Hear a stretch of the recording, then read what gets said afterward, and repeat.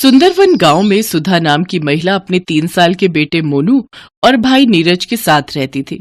तकरीबन साल भर पहले सुधा के पति का देहांत हो गया था। वो अपने भाई के साथ मिलकर उसके छोटे से खेत में काम करती थी। बड़ी ही मुश्किलों से उनका जीवन यापन हो पा रहा था। सुधा का बेटा मोनू अपने मामा नीरज से बहुत प्यार करता था। नीरज भी मोनू को उतना ही चाहता था। वो दोनों एक साथ खाना खाते, खेलते और सोते थे। ऐसे ही कुछ दिन बीत जाते हैं। फिर एक रोज नीरज को किसी काम से दूसरे शहर जाना पड़ा। उसे जाता देख मोनू उससे गले लगकर खूब रोता है और कहता है, मामा आप कहाँ जा रहे हो और कब वापस आओगे? मुझे आपकी बहुत याद आएगी। मोनू बेटे, मैं किसी जरूरी काम से दूसरे शहर जा रहा हूँ। मामा आप जल्दी लौट कर आना, मुझे आपकी बहुत याद आएगी। बस मेरे बच्चे, जैसे ही काम खत्म होगा मैं तुरंत वापस लौट आऊंगा। मोनू और सुधा से अलविदा लेकर नीरज वहां से चला जाता है। काफी समय बीत गया, लेकिन ना तो नीरज आया और ना ही उसकी कोई खबर। सुधा और मोनू को दिन रात उसकी चिंता सताती थी। मोनू अक्सर अपने मामा को याद करता और रोते हुए कहता, माँ मेरे मामा कब आएंगे? मुझे उनकी बहुत याद आती है माँ। तू परेशान मत हो मेरे बच्चे, वो जल्द ही वापस आएंगे और तू देखना वो तेरे लिए बहुत सारे खिलौने और मिठाइयां भी वापस लाएंगे। ऐसे ही कुछ महीने बीत गए। एक दिन मोनू उदास बैठा हुआ था। तभी सुधा उससे कहती है, मोनू बेटा, तुम्हें जो भी बात कहनी हो वो तुम शिव जी से कह सकते हो। वो तुम्हारी हर बात तुम्हारे नीरज मामा तक पहुंचा देंगे। इसके बाद मोनू ने ठीक वैसा ही किया। जब भी उसे अपने मामा तक कोई बात पहुंचानी होती तो वो शिव जी के मंदिर पहुंच जाता। मोनू हर वक्त शिव जी से बातें करता रहता था। ऐसे ही समय बीतता गया। फिर एक दिन सुधा बहुत बीमार हो गई और उसने बिस्तर पकड़ लिया। अपनी बीमारी के चलते सुधा इतनी कमजोर हो गई कि वो खाना तक बनाने की हालत में नहीं थी। बेचारे दोनों माँ बेटे 2 दिन तक भूखे ही रहे। फिर तीसरे दिन सुबह मोनू पड़ोस के गांव में खाने की तलाश में गया। तेज चिलचिलाती धूप में बेचारा मोनू चलता रहा। कुछ देर चलने पर उसने देखा गांव के बीच में एक पेड़ है जिसमें कई सारे पके हुए आम लगे हैं। अरे वाह, इतने सारे आम! मुझे तो बहुत भूख लगी है। इससे तो मेरा और माँ का पेट भर जाएगा, लेकिन मैं इन्हें तोड़ूं कैसे? तभी उसका ध्यान पेड़ के नीचे रखे शिवलिंग पर जाता है। वो उसके ऊपर पैर रखकर पेड़ पर चढ़ जाता है और उन आमों को तोड़ने लगता है। उसके पसीने की बूंदें एक एक करके शिवलिंग पर गिरने लगी, लेकिन काफी देर तक कोशिश करने के बाद भी मोनू के हाथ उन आमों तक नहीं पहुंचे। तभी वहां गांव के कुछ लोग इकट्ठे हो गए और मोनू पर चिल्लाने लगे, अरे अरे घोर अनर्थ! ए लड़के, ये तू क्या कर रहा है रे? अरे शिवलिंग पर पैर क्यों रखा तूने?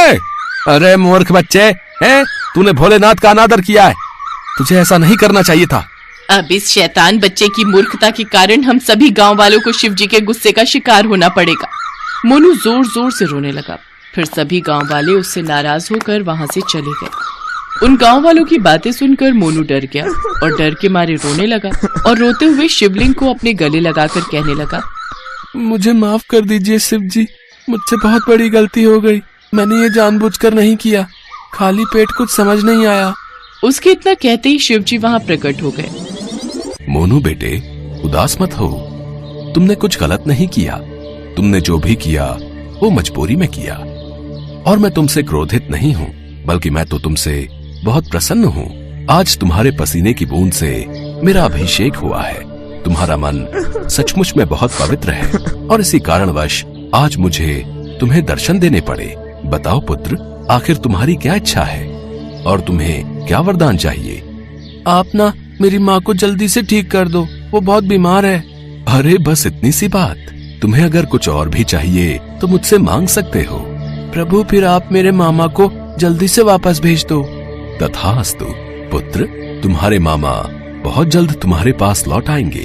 ये लो, ये आम तुम घर ले जाओ और अपनी माँ के साथ मिलकर खा लेना।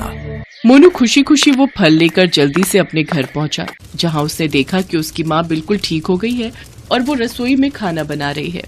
माँ, तुम ठीक हो गई माँ? हाँ मेरे बच्चे, अब मैं बिल्कुल ठीक हूँ। ना जाने मेरे अंदर कौन सी शक्ति आई और मैं पूरी तरह ठीक हो गई। माँ, ये सब भोले बाबा का चमत्कार है। मोनू ने सुधा को सारी बात बताई। माँ, तुम जानती हो, उन्होंने मुझसे कहा है कि मेरे मामा जल्द ही घर वापस आ जाएंगे। हे भोलेनाथ, ये आपने कैसा वादा कर दिया इस बच्चे से। हे प्रभु, बस इस बात का ध्यान रखना कि मेरे बच्चे का दिल न टूटे। ऐसे ही कई दिन बीत गए और फिर एक दिन। मोनू बेटा, मोनू कहाँ है तू? तुझे देखने के लिए मेरी आंखें तरस गई थी। दूर खड़ी सुधा उसे देख हैरान रह गई, जबकि मोनू बहुत खुश हुआ। मेरे मामा आ गए, मेरे मामा आ गए। अब मैं आपको कहीं भी नहीं जाने दूंगा मामा। हाँ हाँ मेरे भांजे, ये देख तो मैं तेरे लिए शहर से क्या क्या लाया हूँ। नीरज उसके लिए ढेर सारे नए कपड़े, चॉकलेट्स, चिप्स, नए नए खिलौने और भी ढेरों उपहार लाया था, जिसे देख मोनू बहुत खुश होता है। सारा दिन अपने मामा के साथ खेलकर मोनू रात को खाना खाकर जब सो जाता है, तब सुधा जाकर नीरज के पैर पकड़ लेती है और रोते हुए कहती है, हे प्रभु, आप भगवान भोलेनाथ है ना? मैं भली भांति ये बात जानती हूँ। आप ही अपना किया हुआ वादा पूरा करने आए हैं ना? मैं जानती हूँ प्रभु, क्योंकि सच तो ये है कि मेरा भाई तो बहुत पहले ही इस दुनिया से जा चुका है। हाँ, मैं शिव ही हूँ। इस बालक के तड़पते मन को मैं नहीं देख सका और इससे अपना वादा पूरा करने चला आया। लेकिन ध्यान रहे, इस बात का पता मोनू को ना चले। कुछ दिन शिवजी मोनू के साथ रहकर ही उसके साथ खूब खेलते, मस्ती करते और उसकी सभी इच्छाओं को पूरा करते। और फिर एक दिन, अच्छा मोनू, अब मुझे शहर नौकरी पर वापस जाना होगा। मैं बीच बीच में तुमसे मिलने आता रहूंगा। मामा, अब आप फिर जा रहे हो? अब फिर आप वापस कब आओगे? भांजे, तू चिंता मत कर, मैं समय समय पर यहाँ आता रहूंगा।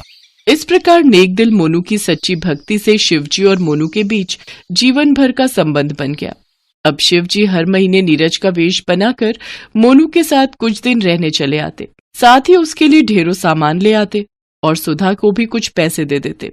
धीरे धीरे सुधा के घर की स्थिति काफी अच्छी हो गई और मोनू और सुधा अच्छे से अपना जीवन यापन करने लगे। सूरत शहर में सेवाराम नाम का एक जौहरी रहता था।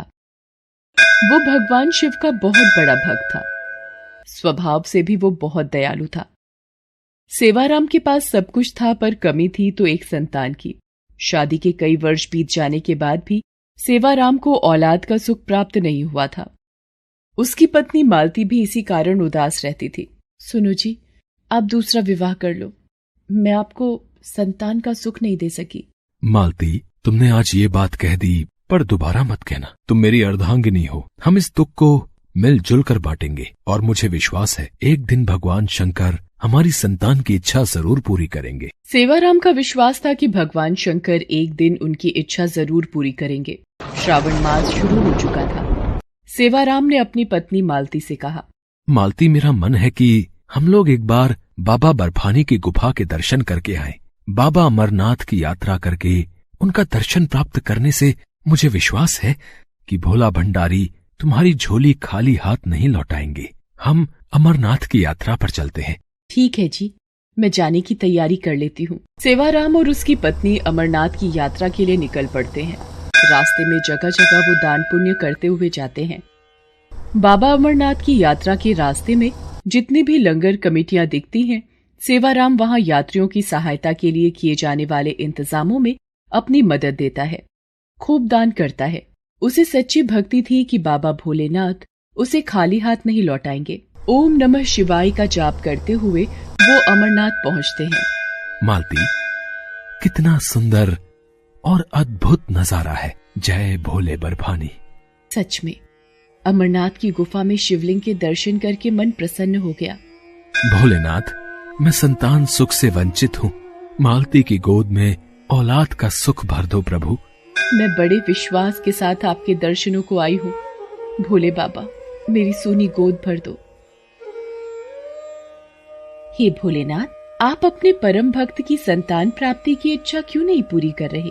ये लोग सच्ची भक्ति का फल आपसे मांग रहे हैं। देवी पार्वती, मैं भी चाहता हूँ अपने भक्तों को उनकी इच्छा अनुसार वरदान देकर उनकी पूजा और विश्वास को सफल बनाऊं।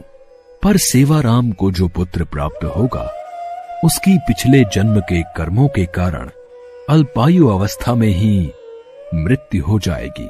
जो बालक जन्म लेगा, आखिर पिछले जन्म में उसने ऐसा क्या पाप किया है जो इस जन्म में छोटी आयु का योग है?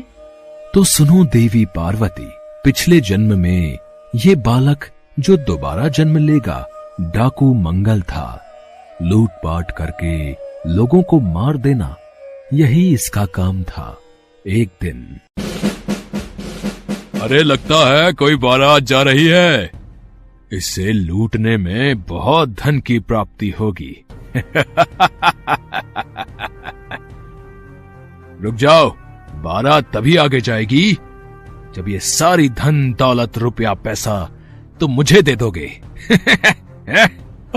हमें जाने दो, ये तुम सब ये रख लो। मेरे इकलौते बेटे की आज शादी है, हमें जाने दो।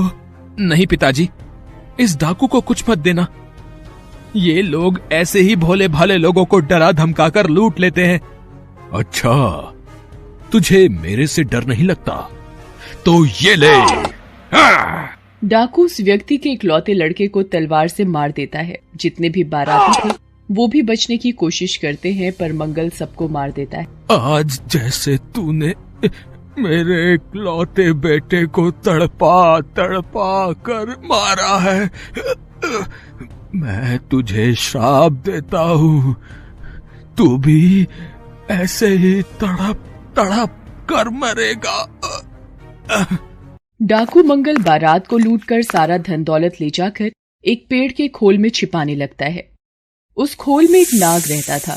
नाग डाकू मंगल के हाथ पर डस लेता है। नाग के डंक मारने से डाकू मंगल तड़पने लगता है और उसकी मृत्यु हो जाती है। देवी पार्वती जिस बालक को डाकू मंगल ने तत्काल मृत्यु दी थी, वह उस वक्त 21 वर्ष का था। इसलिए डाकू मंगल इस जन्म में मेरे भक्त सेवाराम के पुत्र के रूप में यदि जन्म लेगा तो उसकी उम्र भी 21 वर्ष ही होगी। पर भोलेनाथ, आप अपने भक्त सेवाराम को भी तो निराश नहीं कर सकते। वो आप पर पूर्ण विश्वास करके ही अमरनाथ की यात्रा पर निकला है। आप उसके विश्वास को कैसे डगमगाने दे सकते हैं प्रभु? ठीक है देवी पार्वती, मैं सेवाराम और मालती की संतान प्राप्ति की इच्छा पूरी कर देता हूँ। अमरनाथ में शिवलिंग के दर्शन करके सेवाराम और मालती एक आस लेकर घर वापस आ जाते हैं। रात को सपने में, उठो सेवाराम, तुमने बड़े विश्वास के साथ मेरी अमरनाथ यात्रा पूरी की है। तुम्हारी भक्ति से मैं प्रसन्न हूं। ठीक 9 महीने बाद तुम्हारी पत्नी मालती एक पुत्र को जन्म देगी, पर वह पुत्र सिर्फ 21 वर्ष तक ही जीवित रहेगा। उसके पश्चात उसकी मृत्यु हो जाएगी। ये बात तुम्हें ध्यान में रखनी है। भगवान शंकर सेवाराम को संतान का वरदान देकर ओझल हो जाते हैं। सेवाराम की नींद खुल जाती है। वो शिव जी द्वारा बताई गई बात को ध्यान में रखता है और बिना घबराए बस प्रभु को धन्यवाद देता है। ठीक 9 माह के पश्चात मालती एक सुंदर से पुत्र को जन्म देती है। ये देखकर सेवाराम खुशी से फूला नहीं समाता। भगवान भोलेनाथ का वरदान है मेरा बच्चा, इसलिए इसका नाम भोला रखेंगे। मेरा प्यारा बेटा, मेरा भोला। धीरे धीरे भोला बड़ा होने लगता है। सेवाराम बचपन से ही भोला के मन में शिव भक्ति की लगन पैदा करता है। एक दिन शिव मंदिर में, भोला, तुम्हें एक बात हमेशा याद रखनी है कि तुम्हें हर पल ओम नमः शिवाय मंत्र का जाप करना है। ठीक है पिताजी, मैं अब से ऐसा ही करूंगा। भोला हमेशा ओम नमः शिवाय मंत्र का ही जाप करता था। सेवाराम भोला के हाथों से खूब दान पुण्य करवाता, भूखों को भोजन करवाता। उसने भोला को शिव के सभी मंदिरों और धाम की यात्रा भी कराई। धीरे धीरे 21 वर्ष पूरे होने वाले थे। एक दिन, सुनो जी, आप भोला को भैया के साथ कहाँ भेज रहे हो, वो भी 1 माह के लिए? मैं अपने बच्चे के बिना कैसे रहूंगी? 1 माह के पश्चात तो इसका 21वां जन्मदिन भी है। मालती, मैं भोला को काशी नगरी भेज रहा हूँ। वहाँ 1 महीना रहकर अपने मामा के साथ भगवान भोलेनाथ की पूजा और साधना करेगा, ताकि इस पर भगवान शंकर की कृपा बनी रहे। सेवाराम जानता था कि भोला की मृत्यु का समय निकट आ रहा है, इसलिए वो भोला को उसके मामा के साथ समझा बुझाकर काशी नगरी भेज देता है। मामा जी, आप मेरे हाथों रोजाना ये यज्ञ, हवन और दान पुण्य क्यों करवा रहे हो?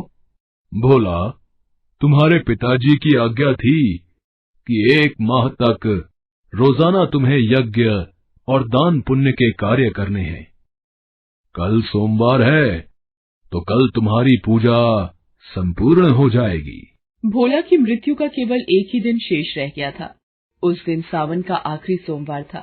भोला पूरा दिन शिवलिंग की पूजा अर्चना करता रहा। अचानक वो अपने मामा से बोला, मामा जी, मेरी तबीयत कुछ ठीक नहीं लग रही। मैं कुछ देर विश्राम करना चाहता हूँ। ठीक है भोला, तुम चलकर कक्ष में थोड़ी देर आराम कर लो। जैसे ही भोला कक्ष में आराम करने के लिए पहुंचता है तो चक्कर खाकर गिर जाता है और उसकी मृत्यु हो जाती है। भोला का मामा रोने लगता है। भोला मेरे भांजे, मेरे बच्चे, अरे उठ, अरे ये अचानक तुझे क्या हो गया? तो कुछ बोल क्यों नहीं रहा? प्रभु, भोला ने इस जन्म में आपकी भक्ति के सिवा कुछ नहीं किया। वो जब से धरती पर गया है, आपकी ही पूजा भक्ति की है। फिर तो उसके पिछले जन्म के बुरे कर्म इस जन्म में मिट जाने चाहिए। आपके श्रावण मास के माह में उसने इतने यज्ञ और दान पुण्य किए। अपने पिता सेवाराम की आज्ञा का पालन करते हुए उसने सिर्फ अच्छे कर्म किए हैं। क्या अब भी आप इसकी आयु के संकट को दूर नहीं करेंगे? मैं जानता हूँ देवी, भोला ने इस जन्म में मेरी बहुत भक्ति की है, इसलिए मैं इस जन्म में इसका भाग्य बदलकर इसे लंबी आयु प्रदान करता हूँ। उठो भोला, उठो। भोला एकदम उठकर बैठ जाता है, जैसे उसे किसी ने नींद से जगाया हो। मामा, मुझे क्या हुआ था? ऐसा लगा मानो भगवान भोलेनाथ मुझे गहरी नींद से उठाने आए थे। हे शिव शंकर, आपकी महिमा अपरंपार है। भोला अपने मामा के साथ सकुशल घर पहुंचता है और सारी बात बताता है, जिसे सुनकर सेवाराम की आंखों में आंसू भर जाते हैं। मेरे भोलेनाथ, आपकी जय हो। आपकी लीला न्यारी है प्रभु। जय भोले बाबा की। ओम नमः शिवाय, ओम नमः शिवाय।